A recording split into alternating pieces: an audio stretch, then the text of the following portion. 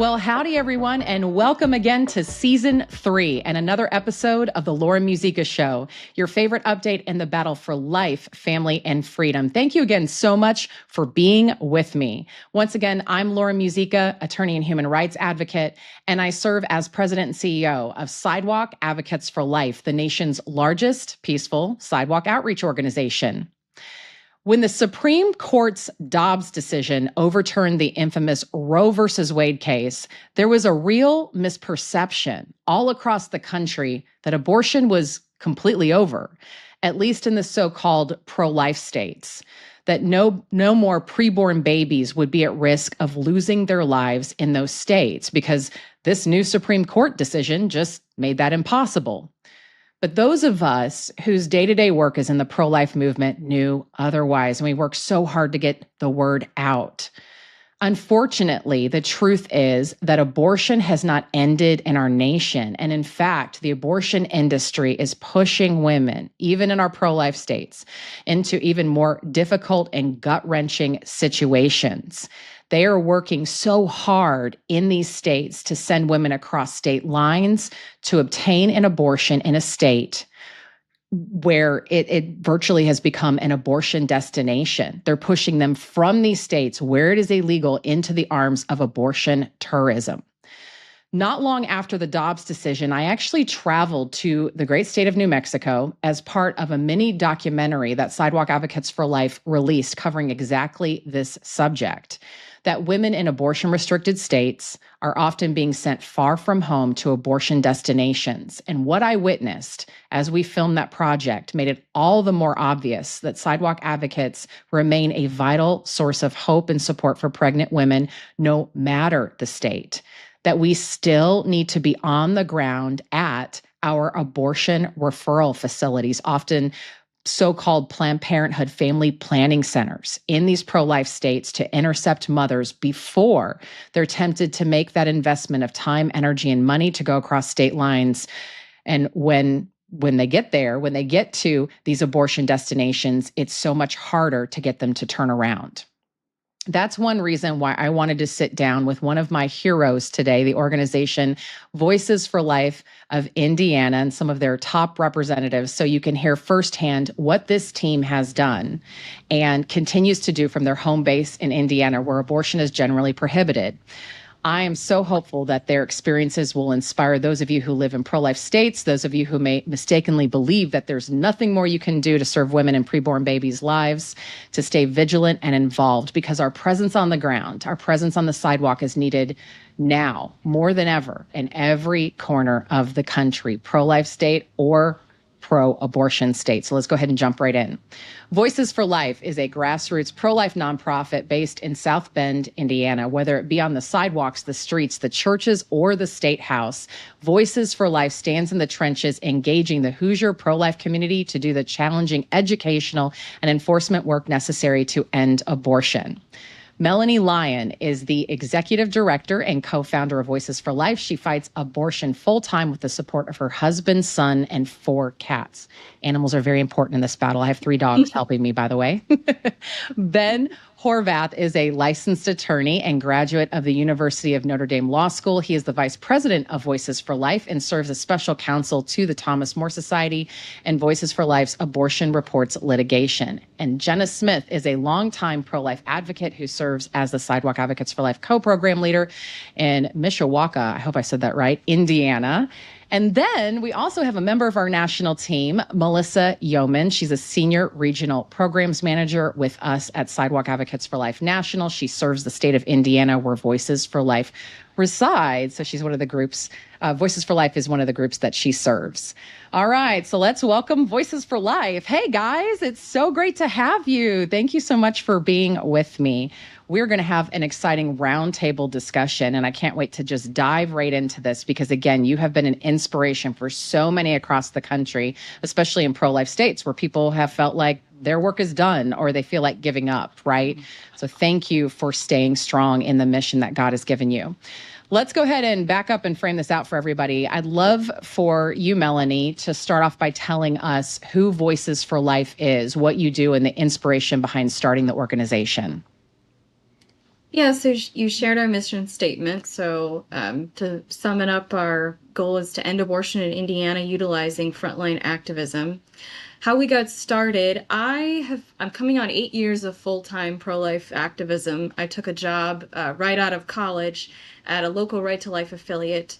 And when I was working there, I definitely felt it was the little bit of grassroots activism that organization did. That's what I felt had the most impact, and it definitely, for me, was the most inspiring, most I felt personally called to.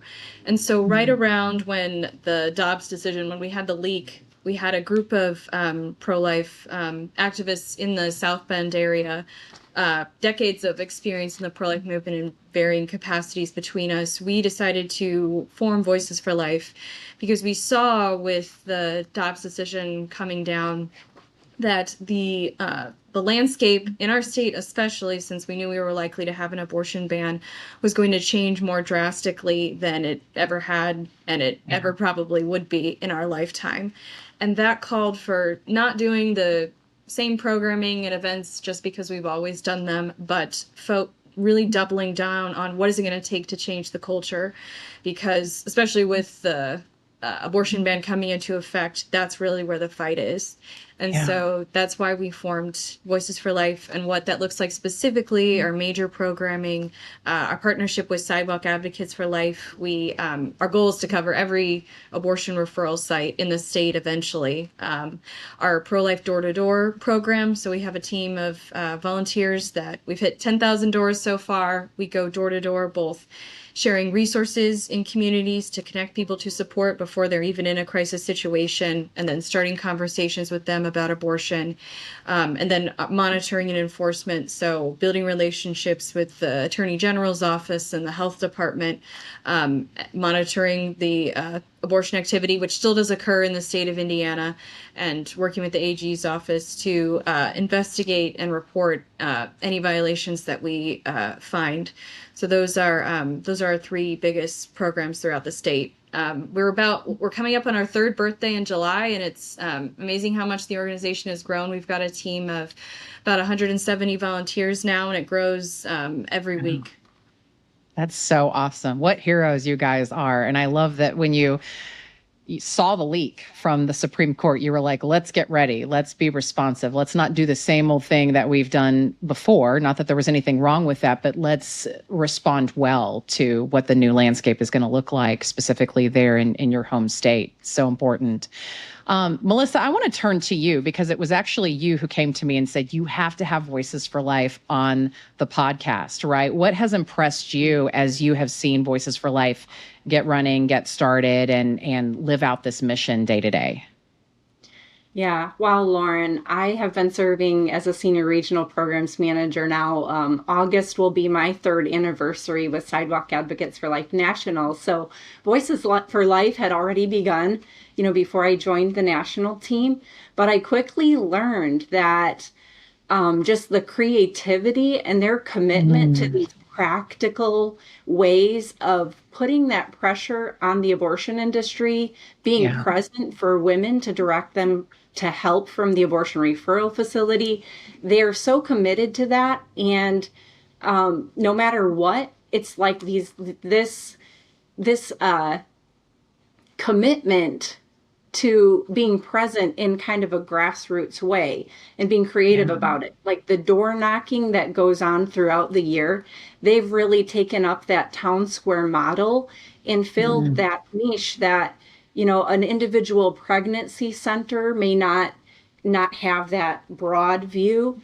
Not only that, but Voices for Life and Melanie, they have really collaborated with all the local Sidewalk Advocates for Life programs in the state and even outside of the state. And I've just really appreciated the support they've offered other program leaders, and even, their generosity in distributing gift bags to other teams that are nearby them. It's been amazing to see. So good. What a powerful example. Well, let's go ahead and talk about Indiana itself. So abortion is banned in Indiana with very limited exceptions. The exceptions per Indiana law are to save the mother's life, prevent serious health risks or in cases of rape or incest up to 10 weeks of pregnancy, or if the fetus has a life-limiting diagnosis. So you guys have already alluded to this, but I want to talk a little bit more to the heart behind your ministry. So if abortion is virtually outlawed in Indiana, why would you still have a presence on the ground at the local abortion referral facilities? Let's go ahead and start with Melanie, and I'd even love to hear from Melissa on this as far as, what she's seeing as a regional programs manager. So Melanie, what would you say to that? We're in an interesting position in Indiana because, as you said, the restrictions on abortion are pretty strong here in the state. All freestanding abortion facilities have had to cease providing abortions, even under the exceptions as well under our law. So the abortion facility that I was the program leader at previously, Holman's Health in South Bend, was shut down a couple of years ago. And every time we go by, to eat at a restaurant down there, I make my husband drive past, even if it's a further drive. So we can see that the facility shut down that we spent so much time at. But we're in a unique position because we're surrounded by abortion haven states in Illinois, Michigan, and Ohio. We did a report last year citing data from the Guttmacher Institute, which, as most of your listeners know, is the research arm of Planned Parenthood. And they cited that 7,000 women from Indiana had crossed state lines to get abortions at at Planned Parenthood locations in these states. Prior to our ban going in effect, we were seeing about 8,000 to 9,000 abortions in the state of Indiana. So that unfortunately tells us that there still are thousands of Indiana women that are abortion vulnerable. I believe the average drive to a woman in Indiana to an abortion facility is about an hour and a half, which the distance is still a disincentive, but it's still easy enough to hop in your car and go to a Planned Parenthood location. And what we found is, so that's why it's so important for us to still be at these referral sites, because that's when we saw it happen just last week. We had a woman come in that was there for a pregnancy test. She wasn't sure what she was going to do. She was just coming there to confirm, and Planned Parenthood will send them to one of these out-of-state facilities for an abortion referral. And so we ask ourselves, how can we reach abortion vulnerable women? How do we know where they are in a state that doesn't have abortion clinics? They're there at Planned Parenthood. But it's a problem, but it's also a huge opportunity, because when we're able to reach women and connect them with care within their community before they make the financial or time investment in traveling out of state, then that's a huge opportunity to connect them to a pregnancy resource center that will offer them support for free, so they don't have to make that trip or make that decision. And I tell our team too that even if, because most of the clients that we see at the Planned Parenthood location in Mishawaka aren't necessarily there for pregnancy-related services, but a lot of them are there for birth control. A lot of them are there for STDs. So this is the type of patient who's already connected to Planned Parenthood. Her birth control is going to fail eventually, and she's already plugged in with them, so she's probably going to come to them for an abortion if she does get that positive pregnancy test. But if we've already built a relationship with her and shared information about health centers that don't provide abortions in the PRC, then hopefully we're going to be her first call when that does happen. So a lot of the work is preventative, but it's so important. And we're able to reach a lot more people at a referral site, at least in my experience, than at an abortion clinic, just because the atmosphere is less spiritually tense. Yeah. So that's an opportunity just that the Holy Spirit gives us to reach even more people. Yeah, I know. I found that here in Texas, that women are much more open to talking, right? They can't get an abortion right away. So they're much more open to considering their options before they make the drive, the 300, 600 miles, hop on a plane, hundreds of miles away, right? Makes a lot of sense. Melissa, with what you see as a senior regional programs manager serving Indiana and beyond in these states where abortion is virtually outlawed, why have you seen people still motivated to hit the ground and be there?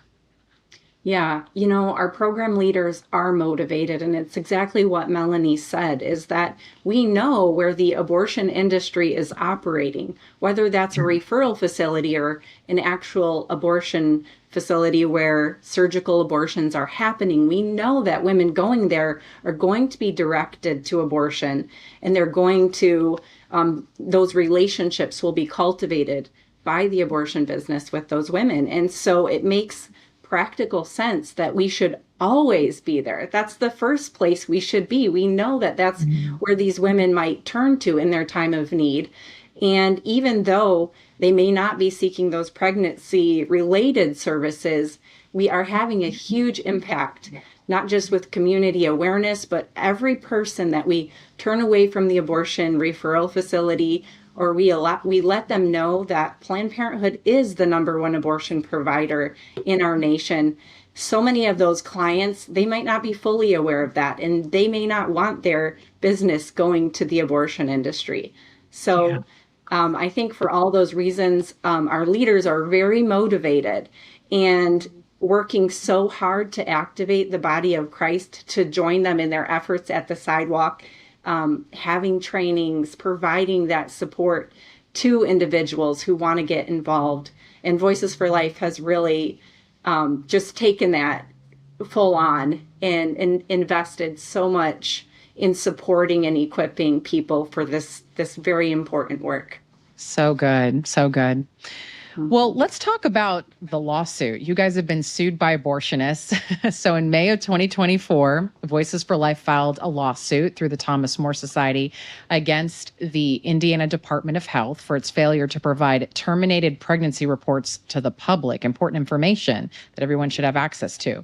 But days later, 2 Indiana abortionists, including Dr. Caitlin Bernard, sued Voices for Life and the state of Indiana, seeking to prevent the release of these crucial enforcement documents. So I'm going to go ahead and bring Ben into this. Ben, can you tell us a little bit more about the case and how can we be praying for you guys? Melanie, I'll get your take on that too. So yeah, Ben, lay it out for us. Yeah, so enforcement, as Melanie touched on, is a really important part of Voices for Life's mission. When the state was providing these reports, Melanie had a team of volunteers going over them and looking at literally every single abortion in the state of Indiana and seeing apparent violations that were on the form. And that was such a powerful tool for the pro-life community. In, I believe, late 2023, the Department of Health said we're not going to treat these as public records, as they had done for literally decades before. And they said we're not going to release these. And that was obviously a huge negative for Voices for Life's mission. So we partnered with the Thomas More Society, and they've been great to litigate with, and filed our lawsuit against the Department of Health in May of 24, basically arguing that these TPRs are public records, and we're entitled to receive them. And everything was redacted in terms of privacy information. Anything potentially identifying about a patient had always been redacted, and it was never an issue before. They used the fact that there were so much fewer abortions happening in the state as a pretense for denying them, because their argument was that it would be easier to identify patients. It's not a very strong one, we don't think, but so we filed suit in May of 24. The case was dismissed at trial court level. We appealed that decision, and in the interim, there was a change of administrations in the governor's office and some changes made at the health department. So we actually settled with the health department in February of 25. And literally 3 days later, two abortion doctors sued Voices for Life and the Department of Health, basically seeking to prevent our settlement from going into effect. So we're litigating again, and unfortunately, the most recent action on the case was they sided in favor of the abortionists. They enjoined the settlement from going into effect. So we're going to be back at the Court of Appeals here soon. So it's been a long fight, but at the end of the road, it's vital to Voices for Life's mission. So we keep on fighting. That's so good. Melanie, how can we be praying for you guys and supporting you as you watch this go through the court system? Definitely pray for our legal team, which is Ben and the attorneys from the Thomas More Society. There's a lot of spiritual warfare going on here. We were at the most recent hearing, the preliminary injunction hearing, which was 4.5 hours, and both of the abortionists were there testifying. And I mean, you and your listeners who have spent time at abortion facilities know the heaviness of being at an abortion facility. It was a very similar feeling in that courtroom. These abortionists have a huge investment in these reports not getting out, because it's essentially impossible for us to enforce the laws that we have on the books without access to this data, because that's what the purpose of these documents are, is to allow the state and the public to evaluate provider compliance with the law. And so they have a huge investment in this documentation not getting out. We learned in the hearing, most recent hearing, that these two abortionists are, at least for abortions that they did late last year, they did not submit TPRs at all. So this is just setting a really dangerous precedent for them to slowly chip away at our legislation so they can continue killing children in our state with no oversight. I'd also say that there's a significant precedent in Indiana for public access to these laws leading to better maternal health outcomes. A lot of your listeners are probably familiar with the story of Dr. Ulrich Kloffer, the abortionist who had a significant amount of health and safety violations, but most notably was reported over 2,000 fetal remains in his house, which was discovered after he passed. But his license was suspended and facilities were forced to close. There was a significant amount of evidence presented, but the most key, arguably, in the case were complaints submitted by pro-lifers in Indiana based on information that they had seen on TPRs. And so that's the TPRs and public access to them are the reason that his clinic was shut down, and thousands of women and children were saved from his unsafe practices. So that's why this case is so important, and we're so invested, and the Thomas More Society is so invested in fighting it as long as we have to. So important. Thank you guys for fighting that and for being a voice for that. So important. Jenna, let me get you in on this. You're on the ground. You're one of the top advocates there in the ministry locally. What do you want to say to people in the pro-life states about why you go and the importance of still being on the ground and serving mothers facing unexpected pregnancies in your community? Well, Lauren, I feel like every week I go out to the sidewalk, I discover another reason why it's important to be doing this work. I'll really highlight a couple of stories for you. So Melanie already mentioned this, but earlier just this week, our advocate Jill was able to connect with a woman who went to Planned Parenthood really needing to obtain a free pregnancy test. Now, she wasn't able to get one at their location. And so Jill shared with her the information for a life-affirming crisis pregnancy center that can give those for free. When this woman heard about that resource, she started to cry, and she looked at our advocate and she says, I do not know what I'm going to do if this pregnancy test is positive. So it really means a lot to us that one of the biggest roles we have as sidewalk advocates is to familiarize women with good care options. We don't need to just say, don't go here, don't go here. But especially in a referral facility, we get to say, hey, go here instead. We are not trying to deny women care. We are trying to get them real, actual care. Melanie was able to highlight, how positive maternal outcomes are important in our state. And as sidewalk advocates, we get to stand for that. Sometimes it can be difficult to be in a referral state because, like Melanie alluded to before, there's really not the same heaviness. There's not the same urgency when you're at the sidewalk. So sometimes after, an hour or however long your shift is of watching cars pass by you, you wonder, what am I doing here? Why is this important? And something I really want to encourage people with is, we get to familiarize women with a culture of life. So I want everybody who's listening or watching to imagine something for me. Okay, so a young woman goes into Planned Parenthood, a referral facility in Indiana, and she learns that she's pregnant, and she doesn't think she can do it. So the people who are taking care of her at Planned Parenthood tell her, hey, we can pay for abortion travel and we can make an appointment for you. So this woman decides she's going to abort her baby. She drives out of her facility and she sees a cluster of friendly, peaceful advocates offering to talk, offering resources for her. Maybe she will stop right then and immediately take the help. But a lot of the time we just see these women go by us. So does what we were doing actually matter? Well, let's imagine this same woman. A couple weeks later, she's driving to Michigan for her abortion appointment. She's scared. She's nervous. And she sees another group of sidewalk advocates peacefully offering her the same help that was offered before. It is really hard to make a different choice, to change your mind about something. But maybe because she saw loving people there offering her better resources, she will be able to say, this time I want to talk. This time I can reach out for help. And this could be our reality if everyone, regardless of the state rules that they're in, commits to spending time on the sidewalk.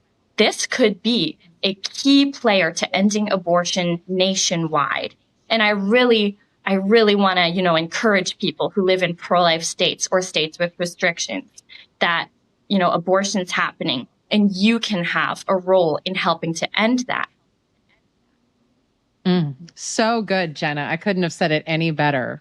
And I know that you've even done some quick selfie videos on the sidewalk that we've shared on the Sidewalk Advocates for Life national pages, and you've inspired so many people. And it's clear that you are making a difference, offering free life-affirming healthcare or planting seeds in people's lives. And you never know how those will come to fruition later, right?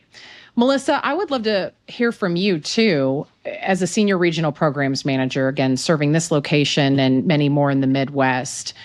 What would you say to pro-life people and in pro-life states who are really struggling with whether or not they can be effective and still make a difference in the abortion battle? Yeah, well, I would refer them to exactly what Jenna just said, that commitment, that hour that you may not see maybe one or two people cross your path, and it seems like it's slow in Indiana. But then there's this opportunity that the Lord has provided, like they experienced last week. There's this one woman who shows up to the facility and is questioning, everything and doesn't know where to go for help. Is that one woman worth it? She is. Her and her baby are worth it. Yeah. And it's about continuing to expose the truth about abortion, as in going through these reports to show that abortion is harming women and it's ending innocent lives.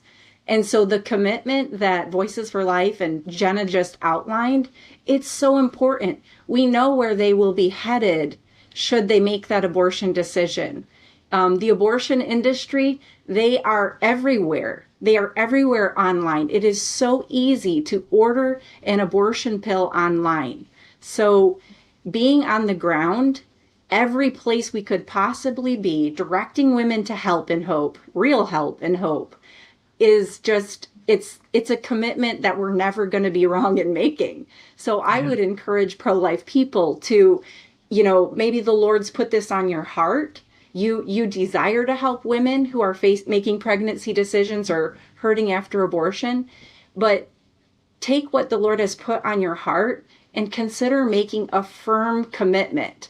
Does that mean I will show up to a sidewalk, twice a month on a schedule? Or can I invest 2 hours a week on a sidewalk? Where are my program leaders in this state? Or maybe there's a facility that's not covered. It should be covered. There should never be an empty sidewalk in a pro-life state or in an abortion, destination state. So I would just really encourage pro-life people to take seriously the message that Voices and Jenna has brought, and that there is an opportunity that we should not miss. And it's easy to step into. What it takes is commitment. Right. So good, Melissa. Yeah, couldn't have said it any better either. And if we can help you get in front of your local abortion referral center in one of these abortion restricted states, if you need training tools and support, we at Sidewalk Advocates for Life would be delighted to take that journey with you. You can go to sidewalkadvocates.org for more information. Shameless plug there, because I know many of you are thinking, oh my gosh, I want to do this, but I don't know how. And again, we would love to help you guys get started.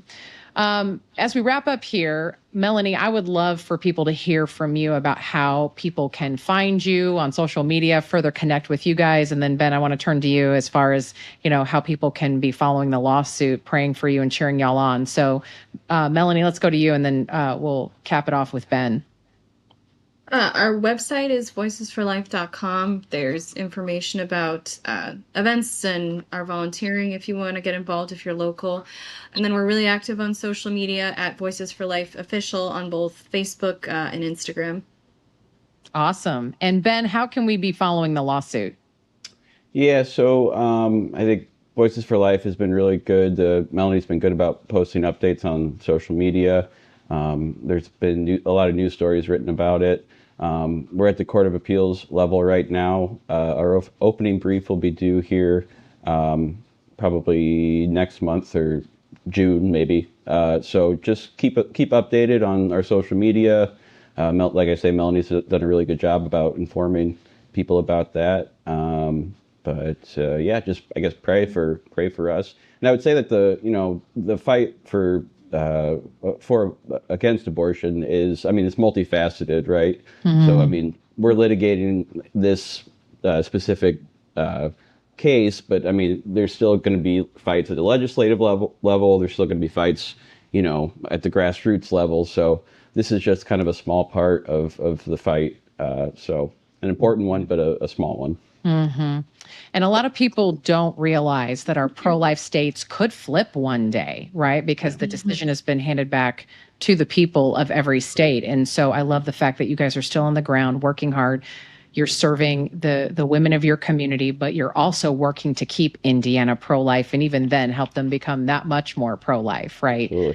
Really appreciate all the great work you guys are doing. Y'all are rock stars. We are cheering you on. And yes, everyone, please be praying for Voices for Life. What an incredible example that we have in this organization for the rest of the country. All right. Well, we appreciate you guys. Thank you so much for being here. And we look forward to success in the lawsuit. So keep going. Thank you for having us. You guys. Thank you. Absolutely. Bye-bye. All right. Well, a quick closing thought here. We are living at a remarkable time in history where the pro-life movement continues to make big strides. And simultaneously, the abortion industry is working relentlessly to capitalize off the crisis of women facing unexpected pregnancies in post-Roe America. But what we see time and again is that women, in their heart of hearts, do not actually want abortion. No one is skipping joyfully into an abortion facility exercising their so-called right? What we have found is that women really want a safe place. They want someone to talk with them, to walk with them, to point them to the support and resources that they need and deserve, someone to assure them that hope is not died, but in fact is more alive than ever in their situation. And the truth is that these women live in every state of the union. It's not like when Roe was overturned, unexpected pregnancy just magically disappeared in our every backyard, right? So whether the state has banned or greatly limited abortion, or whether that state is literally placing billboards along the highway, inviting pregnant women from other states to take part in their abortion tourism, there is still a need. And that means that you and I, people of faith and conscience, are needed more than ever wherever we live. And if we can go out on the sidewalk, outside a local facility that performs or refers out of state for abortion, our presence will assuredly change hearts and minds and save lives. And remember, if you are in a pro-life state, it could flip someday. So we have to keep our state pro-life. So I just want to encourage you to take heart and to keep going. Now is not the time to rest on our laurels. Now is the time to be that presence, to be that support to women who need us, women who don't in their heart of hearts want abortion, but don't know how else to handle the tough situation in which they find themselves. We can be a beacon of light and hope no matter where we live. All right. Well, with that, thank you guys so much again for joining me for another episode of the Lauren Muzyka Show. We'll be back here next Friday at 9 a.m. Eastern, 8 a.m. Central on Facebook Live, YouTube, and wherever you get podcasts. Thanks so much, everybody.